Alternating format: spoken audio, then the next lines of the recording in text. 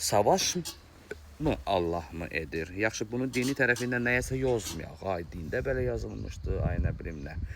Savaşı edən kim? Keyf içində olan Trump maraqları və Trump da deməzdim mən buna. Təsəvvür edin ki, son neçə prezident değişdi Amerikada. Hamı eyni proses apardı. Orada kongresmenlərlə kommunistlərlə də belə bir əsnafın o iki dənə partiyadan seçilir prezident Amerikada və hər iki dənə də seçilmiş prezidentlərin verdiyi qərarlar yenə də müsəlman ölkələrinə, Rusiyaya, İrana qarşı eyni politika davam edir. Yaxşı, bunu da deyim ki, Amerika opşi politikadır. Savaşların bir yerdə gəlməsi, xəstəliklərin bir yerdə gəlməsi, bir də təbii fəlakətlərin. Hər üçü də insanların malına, mülkünə ziyan eləyir. İnsan həyatını fəlcilir, aparır. Təsəvvür edirsinizsə, insanlar son zamanlar 70'e qədər çox reddi halda çıxır, çox cavan ölürlər. Və bu yaxşı, qidaların da deyək ki, yaxşıdır.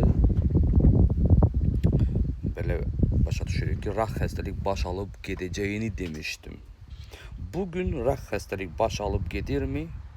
10 il, 12 il bundan geriyə qayıdaq. 2013-cü, 14-cü, 15-ci illərdə verdiyi proqnozları mənim Facebook'da, bu Instagram'da Nadim Əlixanı və YouTube'da geriyə qayıtsaz o illərə baxsa, orada yazılı hallarda yazılmış sözler var idi ki, rax xəstəlik baş alıb gedəcək. Hər zaman proqnozlarında demişdim. Bugün doğrudan da rax xəstəlik baş alıb gedir.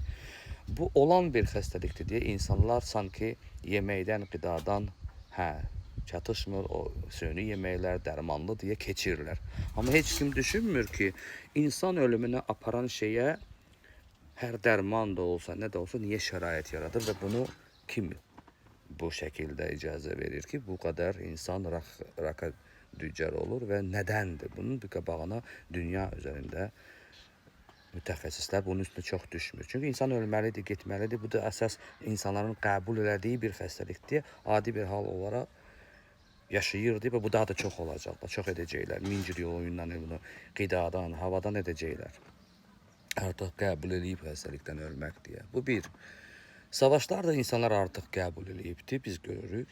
Bu savaşlar da böyüdür və deyəndə ki, hər şey Allahın əlindədir, biz nə edə bilərik? Bu Allah eləmir axı savaş. Savaş bizim kimi insanlar eləyir. Biz insanlar bütün dünyada bir neçə milyardıq və onların içində bir neçə milyon varlı və onlara yaxın bəlkə adamları var ki, masonlara, hansı ki onların istəklərini, qərarları verir. Amma biz qalan insanlar şuurumuz olsa da belə şuursuz şəklində zaten ölürük.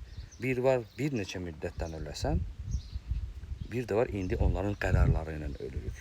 Məsəl üçün Filistində, İranda, nə qədər dünyada göz önündə körpə-körpə uşaqları gedir, ağlayır, nə edəcəyini bilmir.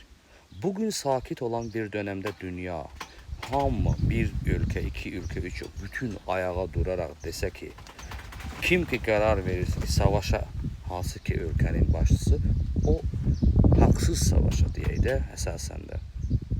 Hansıdır haksız savaş? Biz hamımız bilir ki, Ukrayna'nın torpağına girip savaşan Rusiyadır. İran'ın üzerinde çoxlarda xoşuna gəlməz. İran'ın üzerinde gəlib İran ərazilərdə, İran'ın öz ölkəni necə oturub durmaq lazım olduğunu Amerika qərar verir. Bunlar bilərəkdən də o bir tərəfdə dirəşir. Və bu kimi büyük ölkələrin verdiyi qərarlardır. Yəqin ki, kimlərsə bunu mənə ələ gəlir, ənə təhlillər edirəm. Məqsəd nədir sizcə? Dünya ki böyümür, cücərmir. Dünya eynidir də, torpaqda, dünya da eynidir. Elə bu boydasa bu boyda da qalır. Amma dünyada o yaşam üzərində olan rezervlər acı tökəndik. Nəyə görə? Doğur, dedikçe doğur, gedir və uşaq, insan çoxalır. Rezerv aşağı düşür, azalır. Texnologiya böyük inkişaf eləyir. Ona görə də həmən dünya idarə edən güclər də bunlara hesablanaraq artıq daha çox xəstəliklərə xod verir və gücləndirir. təbii fəlakətləri daha çox eləyir və təkan verir. Mənə elə gəlir, mən həmişə bunu demişəm ki, hərbi avadanlıq gəmiləri ilə, o ilə, bu ilə həddindən artıq leysanlar, küləklər, zəlzələləri edəcəklər. Duracaqlar bizim gözə görmədiyi bir okeanın ortasında, dənizin. Elə bir avadanlıq, elə bir sistem var ki, onlar istədiyi yağış da yağdıra bilər, istədiyi zəlzələ də edə bilər. Mən bunu həmişə bu cür izah edirdim və bugün də onun üstündəyəm. Bizdə bugünkü gün mənə elə gəlir ki, çoxlu xəstəliyinə meyl yaradan havada bir çox şeylər var, bəlkə də viruslar var. Nədənsə onu aşkarlayıb demirlər.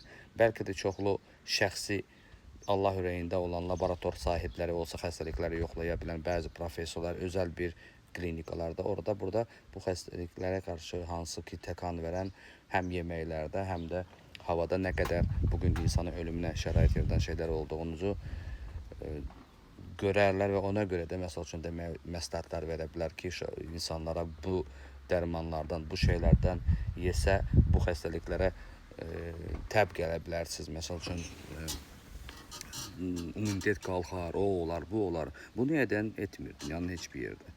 Yoxlanmır bu havada bu dəqiqə nə var konkret və insanlara hansı xəstəliyinə təkan verir, edəmir. Konkret yeməkləri yoxlayıb demirlər ki, bu yeməkləri yesəz də qida çətindir, bu da istehsal eləmək, çoxaltmaq. Amma məsəl üçün marqans olsun, yod olsun, hansısa dərmanlardan da istifadə etmək lazımdır ki, filan xəstəliklərə meyl olmasın. Bunlara demirlər. Bunları kim deməlidir? Təbii ki, bunlar yüksək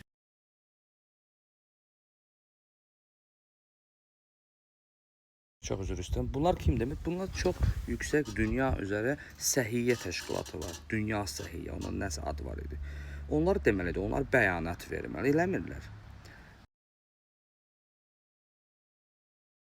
Planlanan bir xəstəlik nəsə olanda, biraz insanlar gözünə görünən hala gələndə yalandan bir bəyanat verdiyi kimi eləyir, sonra da öz axarını xəstəliklərə buraxırlar. Nəysə dostlar, hər şey Allahın əlindədir deyə yatdıqca Allah da sizə göz də, ağıl da verib. Biraz da bu haqsız yerə gedən Ukrayna-Rusiya savaşında mən dəfələrlə demişdim ki, burada kimin qohumu, yaxınları varsa, uşaqları o savaş bitirənə qədər gətir Azərbaycanda, orada, burada yaxınların evində qoy. Çünki əzizləri itirməmək üçün məsləhət edin. Bugün çoxlara itirdikcə mənə yazır, uşağı yoxdur, nə xəbər, nə görürsünüz və çoxları da deyir ki, biz nə edə bilərik. Öz ölkəmizin, Azərbaycanın yedinci torpaqlar uğrunda doğru savaş getdi. Çünki bizim Qarabağ torpaqlar həqiqətən də zəbt eləmişdi. Axı Rusun torpağı Ukraynanı zəbt eləməyib, nəyin savaşı aparır? Masonların marağına gedən savaşlar hələ də çox olacaq.